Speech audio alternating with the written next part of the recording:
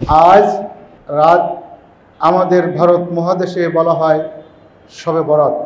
হাদিসের ভাষায় লাইলাতু নিসফি মিন শাবান, শাবান মাসের অর্ধ তারিখের রাত। শবে বরাত প্রচলন হয়েছে মানুষকে ইবাদতের প্রতি, মসজিদের প্রতি আকৃষ্ট করার জন্য।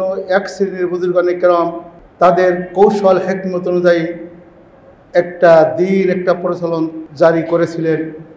তাদের উদ্দেশ্যকে আল্লাহ তাআলা কবুল করুন এবং এ রাতকে, এ দিনকে কেন্দ্র করে যদি কোনো যে সমস্ত বিদআত, শিরক এবং বদ রসম রেওয়াজ চালু আছে তা থেকে আল্লাহ তাআলা জাতিকে উদ্ধার করুন। কিন্তু এই দিনে, আজকের এই দিনে, এই 14ই ফেব্রুয়ারি আরেকটি সর্বনাশা দিন আমাদের এই বাংলাদেশে আগমন ঘটেছে। আবিষ্কার করেছে কতিপয় বুদ্ধির ঢেকি, আমরা বুদ্ধিজীবী বলবো না, বুদ্ধির ঢেকি, তাদের নাম বলে খাটো করারও দরকার নেই।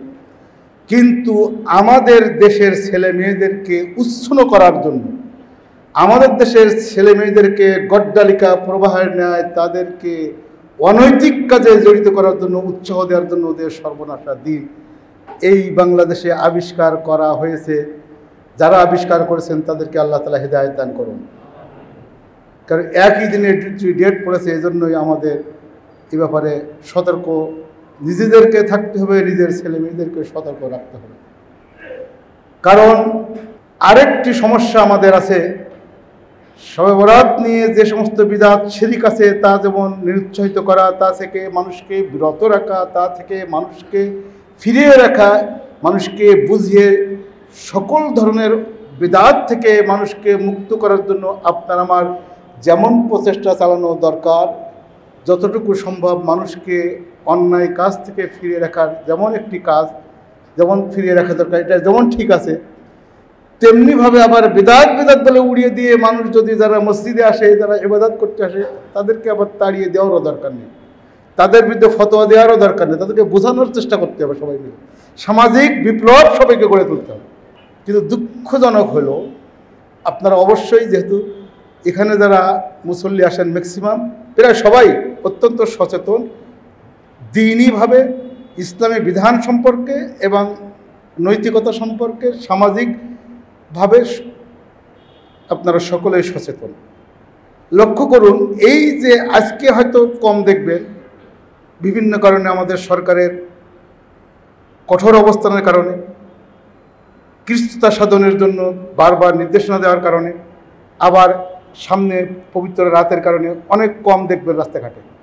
কিন্তু অন্য বছর এই দিনে রাস্তাঘাটে, ঘাটে, স্টেশনে, ট্রেনে, প্লেনে, যেখানে যা দেখেছেন কি সর্বনাশা ছিল সকাল থেকে সবাই, আপনারা সবাই বাস্তব সাক্ষী। কিন্তু এর ব্যাপারে কিন্তু আমি কোনোদিন রাস্তা দিয়ে ফতোয়া দেব না, খবরদার বিদআত হারাম, এই কাজ করো না, কেউ ফতোয়া দিই না। কিন্তু যদি মসজিদে কেউ আসে, তাদের বিরুদ্ধে টেলিভিশনে বসে বসে যদি বক্তৃতা দেয় হারাম হারাম, বিদআত করে, এটা ইসলামের সাথে মানানসই হয় না। কারণ আমরা সামাজিক কত অবক্ষয় নিয়ে, সুদ, ঘুষ, মদ, জুয়া, এরপর সামাজিক অপরাধ সংগঠিত হচ্ছে, এ নিয়ে মুখ খুলতে হবে। রাস্তাঘাটে যদি এখানে আমরা 5000 মুসল্লি থাকি, রাস্তাঘাটে সবাই যদি এই সচেতনতা সৃষ্টির কাজ করি, আর আলেম ওলামা যারা আছেন সকলেই যদি মুখ খোলা শুরু করে, খবরদার এখানে তোমরা মদের আড্ডা বসাবা না, খবরদার কেউ ঘুষ খাবা না, চিৎকার দেওয়া শুরু করি না, দেখবেন যে সামাজিক আন্দোলনের মাধ্যমে সমাজ সংস্কার, সমাজ উন্নয়ন সম্ভব। বিদআত বলে যেমন একটি নফল জিনিসকে যারা বেশি গুরুত্ব দিচ্ছে তাদের বিরুদ্ধে সময় নষ্ট করছি, এর থেকে বেশি সুযোগ থাকবে যদি আমি হারাম কাজ যারা করছে তাদের বিরুদ্ধে সকলে সচেতন, সতর্ক, আন্তরিক, দায়িত্ববান, যত্নবান হয়ে যায়। এজন্য এই দুইটা কারণ হলো, ভ্যালেন্টাইন্স ডে কোনো মুসলমান উচ্চারণ করতে পারবে না, তার আকীদা এটা থাকতে পারে না। কারণ খোদ ইউরোপে যে সমস্ত দেশে হাক ডাক করে এটা শুরু করা হয়েছিল, সেখানেও কিন্তু একেবারে মুখ থুবড়ে দাফন হয়ে গিয়েছে।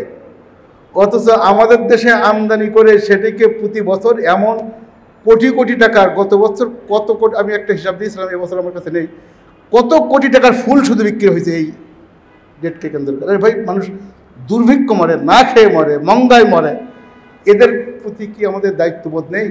এরপর বিভিন্ন 5 স্টার 7 স্টার হোটেল থেকে অন্য কোনো দেশে আসে কিনা আমার মেমোরিতে নেই। আপনাদের যাদের এই মোবাইল একটু বেশি চলে, মোবাইলের ডাটা বেশি চলে, বিভিন্ন দেখবেন মেসেজ আসে কিন্তু অমুক হোটেলে 50% ডিসকাউন্ট, এক জোড়া একসাথে গেলে 50 ডিসকাউন্ট, একবারে সারা রাত ধরে নাচ গান করবে, খাওয়াবে দাওয়াবে সব কিছু। দেখেন বিভিন্ন হোটেল থেকে মেসেজ আসে, আপনাদের কাছেই আসে, আপনারা লক্ষ্য করেছেন, অবশ্যই খেয়াল করেছেন।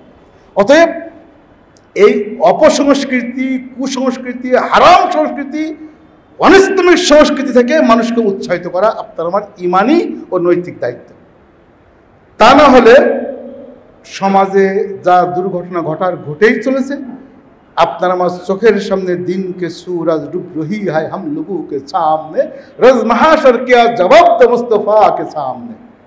দিনের টকবগে সূর্য আপনার সামনে ডুবে যাচ্ছে, আপনি কি বসে থাকবেন? আল্লাহর দরবারে, মুহাম্মদ সাল্লাল্লাহু আলাইহি সাল্লামের দরবারে কিয়ামতের ময়দানে কি জবাব আমরা দেব? আস-সাকিতু আনিল হাক্কি শাইতানুন আখরাস। হকের ব্যাপারে যারা চুপ থাকবে তারা বোবা শয়তান। যদি মসজিদে বা এই দিনের শবে বরাত নিয়ে যদি কেউ বিদআত করে, তাকেও আপনাকে থামিয়ে দিতে হবে। আবার যদি এই 14 ফেব্রুয়ারিকে কেন্দ্র করে, পহেলা ফাল্গুনকে কেন্দ্র করে অবৈধ কাজকাম রাস্তাঘাটে দেখবেন, বিভিন্ন স্টেশনে দেখবেন, যেখানে দেখবেন থামিয়ে দেব। এই সাহস যদি সবাই করি, দেখবেন একেবারে কমে যাবে। সাহস না করলে কিন্তু হবে না। আপনার আমার ছেলে মেয়েদেরকে আমরা ধরে রাখতে পারবো না। বিশেষ করে করোনার পর তাদের হাতে বিভিন্ন গ্যাজেট দেওয়ার পরে, তাদের হাতে বিভিন্ন ডিভাইস দেওয়ার পরে, তারা যেভাবে বিভিন্নভাবে একেবারে অধঃপতিত হতে হতে বিভিন্ন স্তরে চলে যাচ্ছে, তাদেরকে ফিরিয়ে আনতে গেলে আপনাকে আমাকে সামাজিক বিভিন্ন উদ্যোগ গ্রহণ করতে হবে। যাই হোক, আমরা সংক্ষিপ্তভাবে এই ভ্যালেন্টাইন্স ডে আপনার আমার জন্য মানায় না, এই শব্দ চর্চা মানায় না, এ নিয়ে কোনো অনুষ্ঠান করা, কোনো অনুষ্ঠানে যাওয়া আপনার আমার সাথে যায় না। এ নিয়ে কাউকে উৎসাহ দেওয়া, উদ্বুদ্ধ করা, দলে দলে ছেলে মেয়েদেরকে যাওয়ার সুযোগ দেওয়া, ছেলে মেয়ে বায়না ধরবে, তাদেরকে ঠিক আছে 10 টাকা, 100 টাকা, 500 টাকা, 1000 টাকা নিয়ে যাও, সে আবার পকেট মারবে আপনার অথবা আপনার ঘরে যিনি আছেন তার। এভাবে যে বিভিন্ন অন্যায়ের সাথে উৎসব প্রয়োজনে আপনি তাদেরকে নিয়ে ঘরে বসে বিভিন্ন আনন্দের উৎসব করেন, যে বাবা এটা তোমার আমার মানায় না। যে সেন্ট ভ্যালেন্টাইন্সকে হত্যা করা হলো একেবারে ঘোষিত প্রমাণিত একটি কবিরা অন্যায় হারাম কাজের জন্য, আর তাকে নিয়ে উৎসাহ করে আমরা উদ্বুদ্ধ করবো, এটি তোমার আমার জন্য কোশ্চিনকালেও মানায় না। এই কথাটি ঘরে ঘরে আমাদেরকে পৌঁছে দিতে হবে। আর লাইলাতুন নিসফি শাবান, শাবান মাসের 15 তারিখে যে রাত, এ রাত নিয়ে আপনাকে আমাকে আবার আরেকটা স্ট্যান্ডে থাকতে হবে। সেটি হলো, প্রথমত থাকতে হবে উসুল, মূলনীতি। দেখেন আল্লাহ তাআলা কি করেছেন, ইন্নাল্লাহা লা'আত্তালিউ ফি কুল্লি লাইলাতিন, হাদিসে আসছে লা'আত্তালিউ ফি লাইলাতি নিসফি মিন শাবান। এক হাদিসে সকল রাতে, আরেক হাদিসে বলা হচ্ছে শাবানের মধ্য রজনীতে। ফায়াগফির লিজামিই খালকিহি, এই রাতে আল্লাহ তাআলা সবাইকে মাফ করে দেন। এখন সবাই মাফ করে, তাহলে আমরা সব মাফ? 2 শ্রেণীর ব্যক্তি নয়, ইল্লা লিমুশরিকিন আও মুশাহিন। আসল জায়গা এখানে আসে, কোন মুশরিককে মাফ করা হবে না যারা শিরিক করে, যারা আল্লাহর সাথে, ওয়ালা ইন আশরাকতা, তুমি যদি শিরিক করো, লা ইয়াহবাতান্না আমালুক, তোমার সমস্ত আমল আল্লাহ বরবাদ করে দিবেন। তাহলে আপনি সারা রাত সিজদা দিলেন, শিরিক করেন জীবনে, আমি শিরিক করি জীবনে, 50 বছর ইবাদত করেছি, কবরে যে একটি সিজদা মারলাম, সব শেষ। ওয়াকাযালিকা ইউরিহিমুল্লাহু আমালাহুম হাসারাতিন আলাইহিম আল্লাহ বললেন আমি তাদের অতীতের সমস্ত আমলকে নিষ্ফল রূপে তার মুখে ফেঁকে মেরে দেব। আল্লাহ তাআলার বাণী। অতএব এই রাতে মাপ পাবেন কেন? সকল রাতেই মাপ পাবেন, সকল রাতেই মাপ পাবেন। আর এই রাতে যেহেতু হাদিসে আসছে, আবার এই হাদিস নিয়ে অনেকে বলে যে দুর্বল হাদিস, জয়ীফ হাদিস, এটিও আপনাকে আমাকে মাথায় রাখতে হবে। দুর্বল আর জয়ীফ হাদিস কিন্তু ফজিলতের ক্ষেত্রে গ্রহণযোগ্য, আকীদার ক্ষেত্রে গ্রহণযোগ্য নয়। এটা ইসলামী শরীয়ত। আকীদার ক্ষেত্রে জয়ীফ দুর্বল হাদিস গ্রহণযোগ্য নয়। আবার ফজিলতের ক্ষেত্রে 4 রাকাত নামাজ পড়লে এই সওয়াব, এইটা পড়লে আল্লাহ গুনাহ মাফ করবেন, এই যে ফজিলতের যে হাদিস, এটা দুর্বল হাদিস গ্রহণযোগ্য সকল মুহাদ্দিসিনদের মতে। আবার এই যে হাদিস আসছে, তবরানী শরীফে আসছে, সহিহার মধ্যে আসছে, মুস্তাদরাক হাকিমের মধ্যে আসছে, বিভিন্ন সহিহ কিতাবে হাদিসখানা আসার কারণে উসুলে হাদিসের মূলনীতির একটি মৌলিক মূলনীতি হলো, উসুলে হাদিসের মূলনীতি একটি হলো যে কাসরাতি দুফি ইরতাকি ইলাল হাসান। একই দঈফ হাদিস যদি বিভিন্ন সনদে বিভিন্ন বর্ণনায় আপনার কাছ পর্যন্ত আসে, এই হাদিসটি আর দঈফ থাকে না, তখন হাসান হাদিস হয়ে যায়। এবং হাসান হাদিস হাদিসের ভাষায় গ্রহণযোগ্য। আমরা বলবো না যে শবে বরাত পালন করেন, কিন্তু আমরা আবার এই দঈফ হাদিস বলে কেউ নফল ইবাদত করবে তাকে তাড়িয়ে দিব না, নাক শিটকাবো না। কারণ ফায়াগফির লিজামিই খালকিহি, আল্লাহ সবাইকে মাফ করবেন। এমনি তো কোরআনেও তো আছে। কারণ কি? মুশরিক যদি না হন, যদি কেউ শিরিক না করে, তাকে আল্লাহ মাফ করবে না, আল্লাহর ঘোষণা না। কিয়ামতের ময়দানে আল্লাহ সুবহানাহু ওয়া তাআলা এটিকে বুখারীর হাদিস, সমস্ত সহিহ কিতাবের হাদিস, হাদিসুল বাতাকা, একজন পাপ করতে করতে একবার শেষ পর্যায়ে টেনে হিঁচড়ে জাহান্নামে নিয়ে যাচ্ছে ফেরেশতারা। উনি তখন বলবেন, রব্বুল আলামিন আপনি তো বলেছিলেন যে যদি কেউ শিরিক না করে তাকে আমি মাফ করব, তা আমি তো খালেজ দিলে কালিমা পড়েছিলাম। এটাকে বলে বাতাকা, কাঠ, এরকম একটা কাঠ।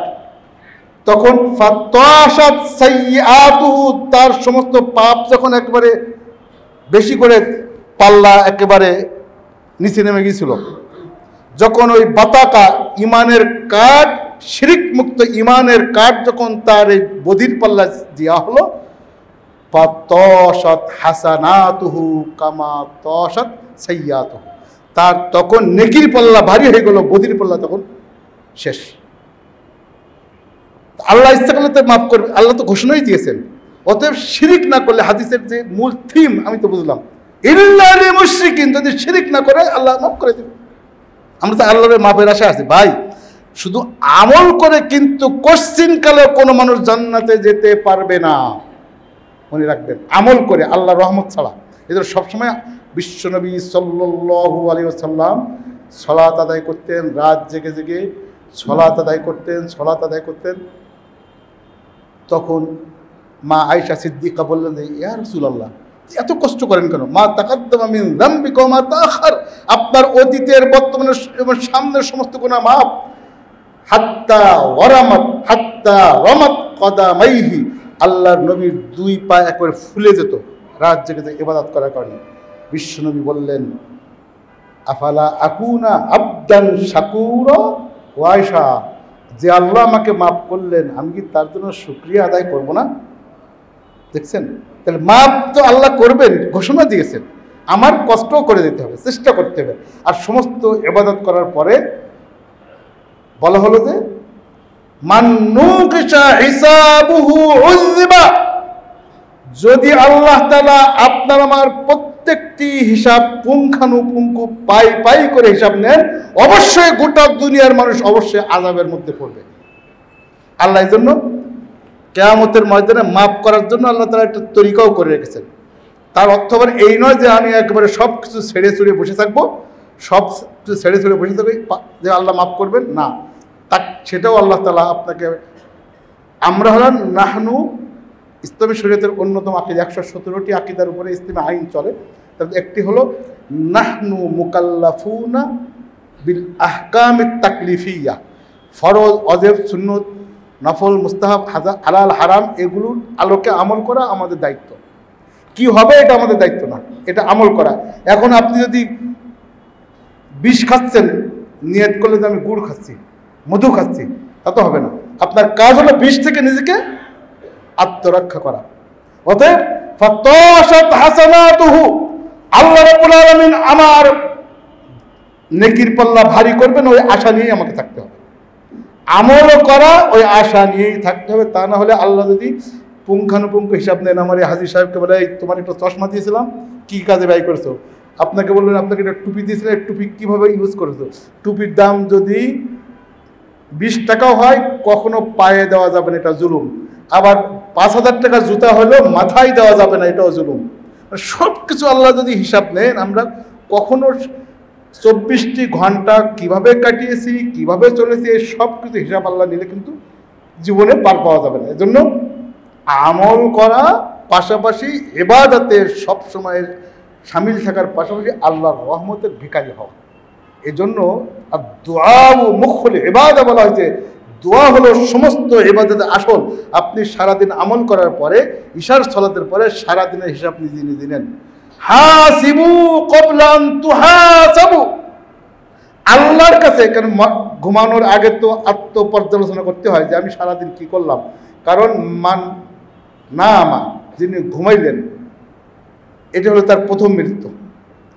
এই ইয়াতাওয়াফাকুম ফিল লাইল, আল্লাহ বলেন রাতে যখন ঘুমাও আল্লাহ তোমার মউত দিয়ে দিল। এই যে চোখ বন্ধ করলেন, চোখ বন্ধ করার পরে যদি আপনার রূহ আল্লাহর ফেরত না দেন, মাইয়াতিকুম, কে দিবে আপনার এই রূহ? আল্লাহ বলে দিয়েছেন কেউ আপনার রূহ কিন্তু ফেরত দেওয়ার অধিকার রাখে না। আমি যে ঘুমাইলাম এই জন্য আল্লাহ বলে ইয়াতাওয়াফাকুম বিল লাইল, রাতে আপনার আল্লাহ মৃত্যু দিলেন। এই জন্য মরার আগে, রাতে ঘুমানোর আগে, কোন কোন সাহাবীর ব্যাপারে আপনারা হাদিসে শুনেছেন যে তারা বলতেন যে তার একবারে আল্লাহ জান্নাতের বিশাল একটি স্তর দিলেন। স্বপ্নে দেখছে তার বন্ধু, কি ব্যাপার, কি কারণে? বলেন আমি ঘুমানোর আগে সবাইকে মাফ করে দিতাম, যে আমার সাথে দুর্ব্যবহার করেছে, আমার সাথে অন্যায় করেছে, আমি ঋণ মুক্ত হয়ে ঘুমাইতাম, আমি ইস্তেগফার তওবা করে ঘুমাইতাম। তাহলে আপনি যদি সারাদিনের হিসাব আপনি নেন, হাসিবু ক্বাবলা আন তুহাসাবু, সারাদিনের হিসাব করেই যদি আপনি ঘুমিয়ে যান, অবশ্যই আপনার জীবনের আমূল পরিবর্তন হয়ে যাবে। অতএব ইল্লালি মুশরিকিন, শিরিক মুক্ত জীবন আপনাকে আমাকে যদি আল্লাহ তৌফিক দেয়, এজন্যই আল্লাহর কাছে চাওয়া, এজন্যই যদি চেয়ে নিতে পারি। আর শিরিক মুক্ত যদি আপনি আমি থাকতে পারি, তাহলে না এত কষ্ট করে আমি জান্নাত পাবো। অতএব এই রাত হোক আর যে রাত হোক, সবসময় তো এটা আছে। আরেকটা জিনিস দেখেন, বলা হয়েছে যে আল্লাহ তাআলা প্রতি রাতে, একবারে বুখারী শরীফের 1185 নম্বর আয়াত, যারা বাংলা পড়েন দেখে নেবেন, মুসলিম শরীফ, আবু দাউদ, তিরমিজি, নাসাই, দারমি, মানে যত সহিহ কিতাব আছে সমস্ত সহিহ হাদিস কিতাবে আসছে যে আল্লাহ তাআলা রাতের শেষ অংশে, অন্য হাদিসে আসছে আল্লাহ সুবহানাহু ওয়া তাআলা ফি সুলুসিল লাইল, রাতের একবারে 3 ভাগের 1 ভাগের পর, অর্থাৎ যখন আপনারা সালাতুল কিয়াম, তাহাজ্জুদের সালাত, বিতের সালাত পড়ার জন্য ওঠেন, তখন আল্লাহ তাআলা দুনিয়ার আকাশে আসেন। এটা তো সকল সহিহ হাদিসে আসছে, সকল সহিহ হাদিস, কিয়ামত পর্যন্ত কেউ অস্বীকার করবে না, অতীতে কেউ করেনি। প্রতি রাতে আল্লাহ তাআলা আসেন। আপনি আমি সফরের কারণে, ব্যস্ততার কারণে, সময়ের অভাবে, বিপদের কারণে, রোগের কারণে, বাচ্চাদের সমস্যার কারণে, ফ্যামিলির বিভিন্ন অনুষ্ঠানের কারণে হয়তো শেষ রাতে উঠতে পারি না, অনেকেই মাঝে মাঝে ছুটে যায়। কিন্তু আল্লাহ তাআলা প্রতি রাতেই দুনিয়ার আকাশে আসেন, এসে আলামিন মুস্তাগফিরিন ফাগফির আলাহ, এই কে আছো, মাপ চাও আমার কাছে। এক শ্রেণীর ওস্তাদের ছাত্রদেরকে বলে এটা মুখস্থ করো, তাদের লিখে দাও। আল্লাহ বলে মাপ চাও, ফাগফির আলাহু, অবশ্যই তোমাকে আমি মাফ করে দেব। আলামিন মুস্তারজিকিন ফাআরযুকালা, এই কার আছে, অভাবে আছো, বিপদে আছো, মানুষের কাছে কেন হাত পাতবো? মানুষের কাছে কেন আমি হাত পাতবো? হাত আল্লাহর কাছে পাতেন, হাত আল্লাহর কাছে পাতেন। কারণ এই আরব বিশ্বে মক্কা মদিনার সামনে লেখা আছে, লক্ষ্য করেছেন, আত তাসাউল যাহিরাতান গায়রা হাদারি, প্রকাশ্যভাবে মানুষের কাছে চাওয়া অসভ্য কাজ, এটা অসভ্য কাজ, এটা অপসংস্কৃতি। কেন? আসলে আমাদের এই দেশে একটু যাচাই করে দেখেন তো, অমুসলিম ভিক্ষুক কিন্তু খুব কমই আছে, অমুসলিম ভিক্ষুক কিন্তু খুব কমই আছে। দু একজন আছে পেশায় পড়ে, নেশায় পড়ে, খাহেসে পড়ে করে। কেন আমরা ভিক্ষুক বানাবো? কেন? মানব সম্পদকে কর্ম সম্পদে রূপান্তরিত করতে হবে। এই জন্য আল্লাহর কাছে শেষ সাথে কান্দে চাইবে, আল্লাহ আল্লাহ তুমি আমাকে রিজিক দিও, আমাকে ব্যবস্থা করে দাও। এত খোড়া কিচ্ছু করতে পারে, মসজিদের সামনে বাদামের বাক্স নিয়ে বসুক, আপনি সবাই মিলে সেখান থেকে কিনি, কিছুই পারেন না। একটা পান দোকানের ব্যবস্থা করেন, একটা মুদি দোকানের ব্যবস্থা সবাই মিলে করে দিই। এজন্য কে আসো যার রিজিকের সমস্যা, খাইতে পারো না, পড়তে পারো না, কাপড় কিনতে পারো না, ছেলে মেয়ের ফর্ম ফিল আপ করতে পারো না, আমার কাছে চাও। আল্লাহর কাছে চাইলে আল্লাহ দিবেন সব।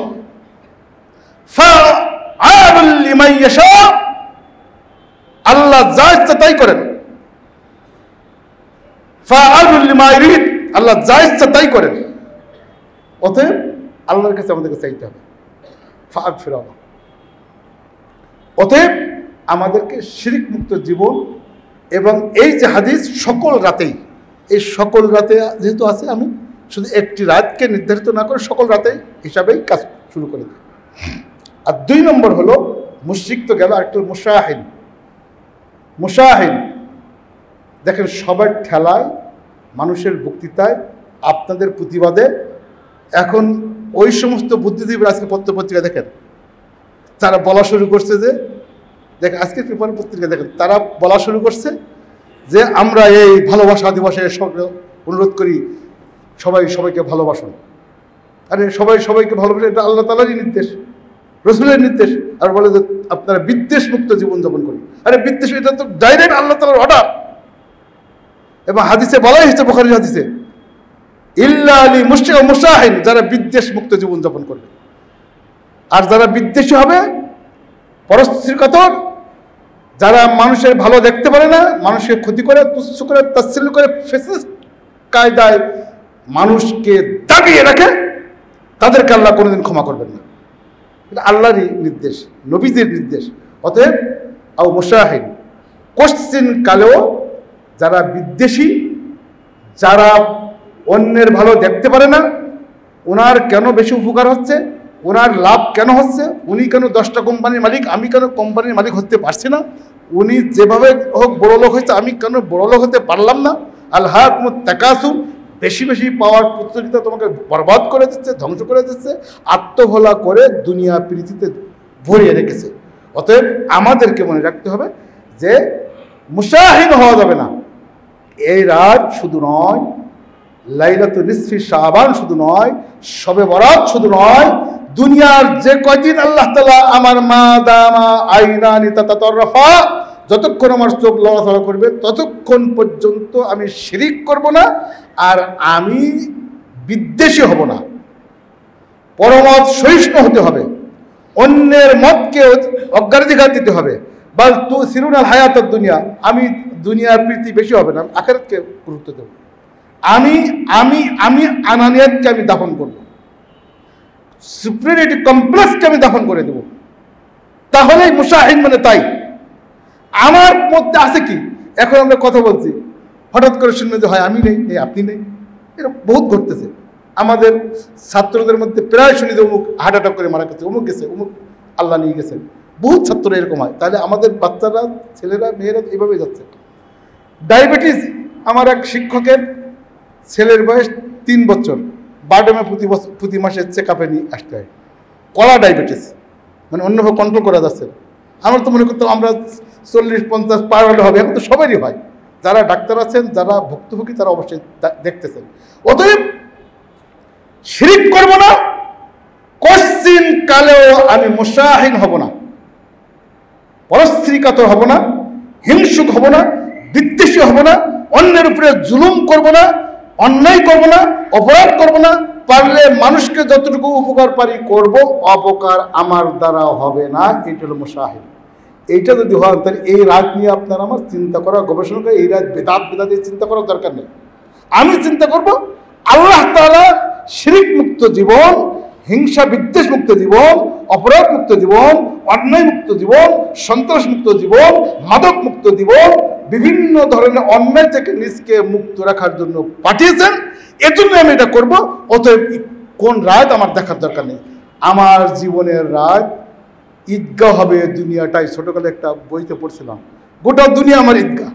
আজকে মসজিদে দেখা হয়েছে বলে আমার ভাইকে, আমার ভাতিজাকে নিয়ে আমি কোলাকুলে আনন্দ করলাম, আর বাইরে দিয়ে বলা উনি তো এই কাম করে না। আমার ঈদগাহ সেখানেও জুইলাত লানাল আরদু মাসজিদাও ওয়া তাহুরা, গোটা জমিন আমার জন্য মসজিদ এবং পবিত্র। অতএব এখানে যেমন কেউ কিন্তু গন্ডগোল করছে না, মারামারি করছে না, ঝগড়া করছে না, কেউ বলতেছে না এই কেন উনি এইভাবে বলে, কেউ বলতেছে না যে এই আমার পাশে বসতে কেন, ঘুষো গুতো মারছে না। এই পরিবেশটা গোটা মসজিদে, এই মসজিদটা গোটা সমাজে, এই মসজিদ হবে মার্কেটে, বাজারে, রাস্তা ঘাটে, ট্রেনে, প্লেনে, স্টেশনে হবে আপনার আমার মসজিদ।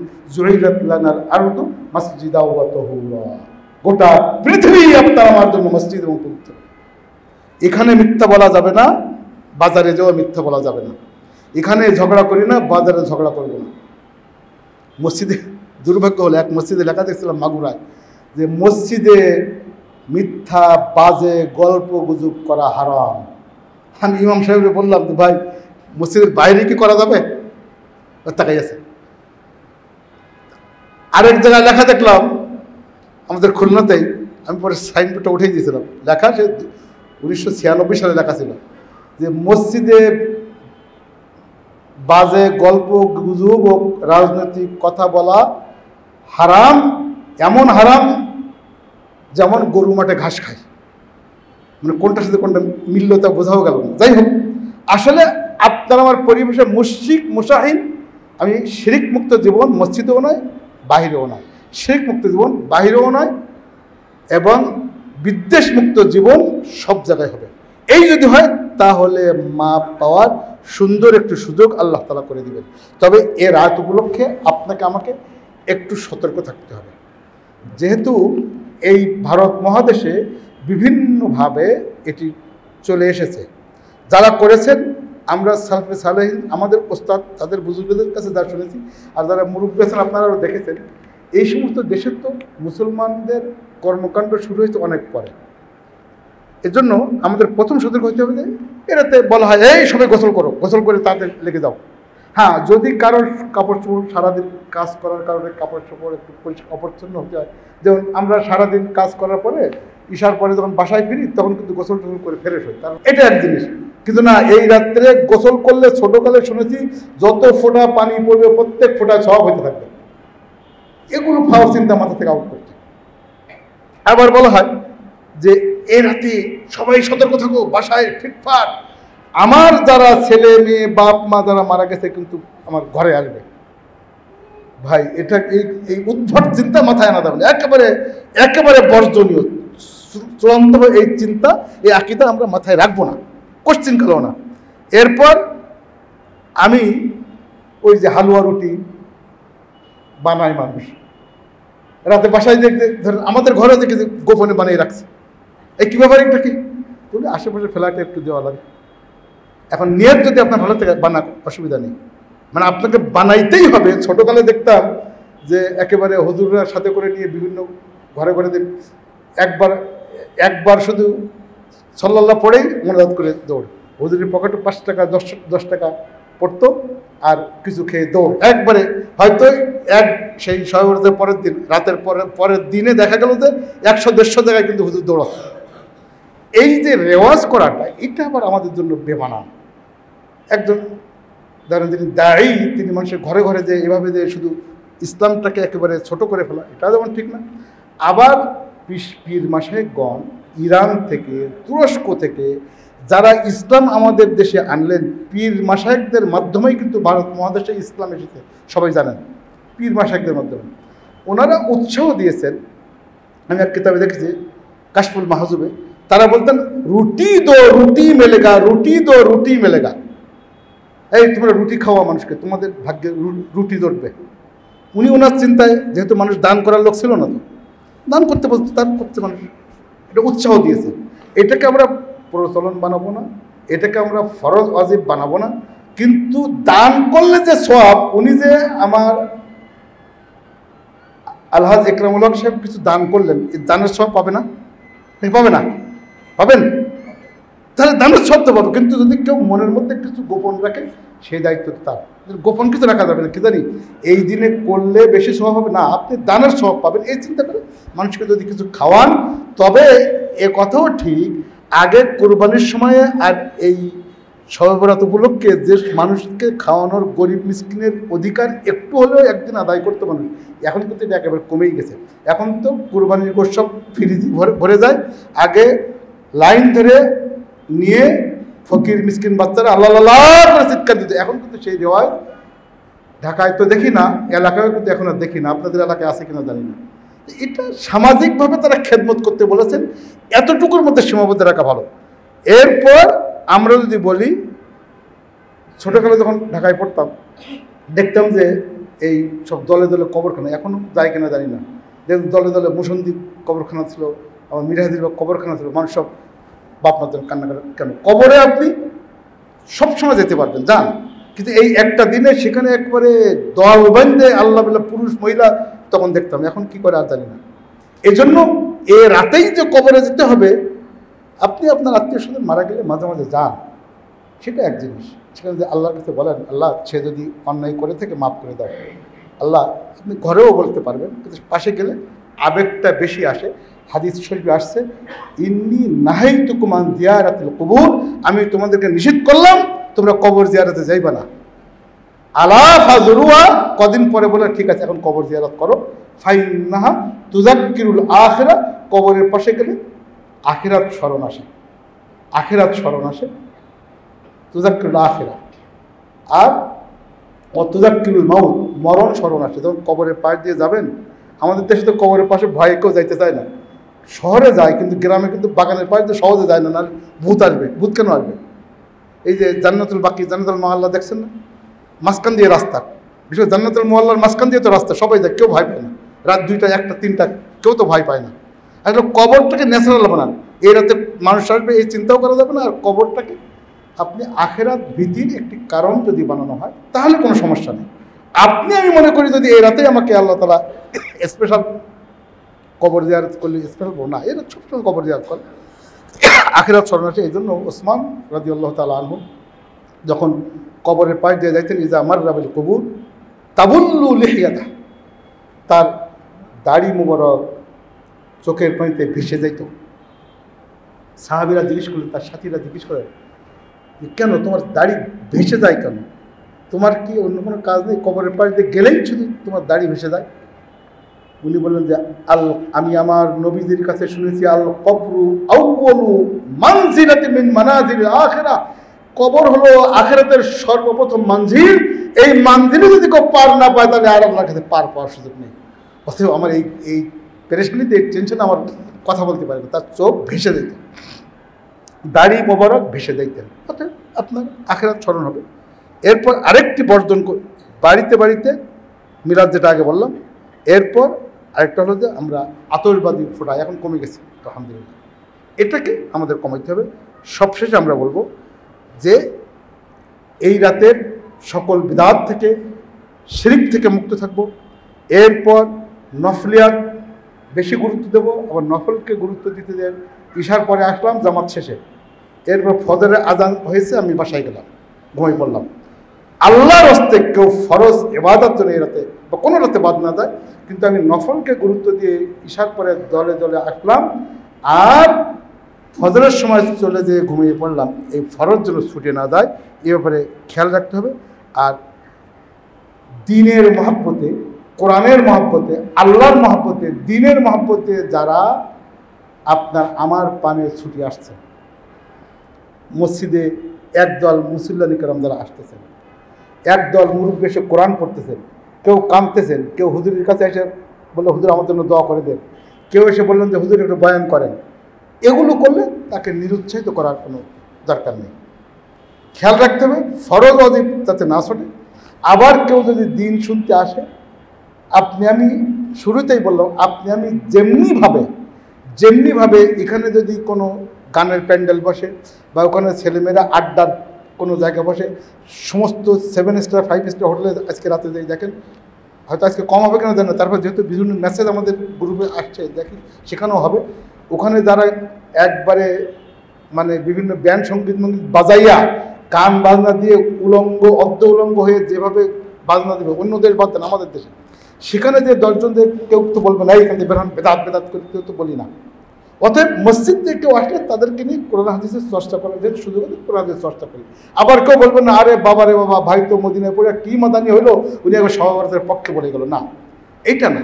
আমরা চাই একটি সুন্দর আদর্শ, দুর্নীতিমুক্ত, সন্ত্রাসমুক্ত, অপরাধ মুক্ত, শিরিক মুক্ত, মুশাহিন মুক্ত, ইল্লালি মুশরিকিন ওয়া মুশাহিন, শিরিক মুক্ত, মুশাহিন মুক্ত, অপরাধ মুক্ত একটি আদর্শ সমাজ বিনির্মাণ।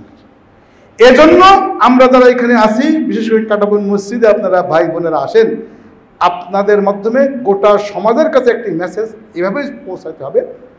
সবে বরাত কেন্দ্রিক যত, এই রাত কেন্দ্রিক যত, লাইলাতুল নিসফি মিন শাবান কেন্দ্রিক যত বিদআত, শিরিক, সামাজিক অবক্ষয় আছে, এগুলো থেকে আমাদের সকলকে মুক্ত থাকতে হবে।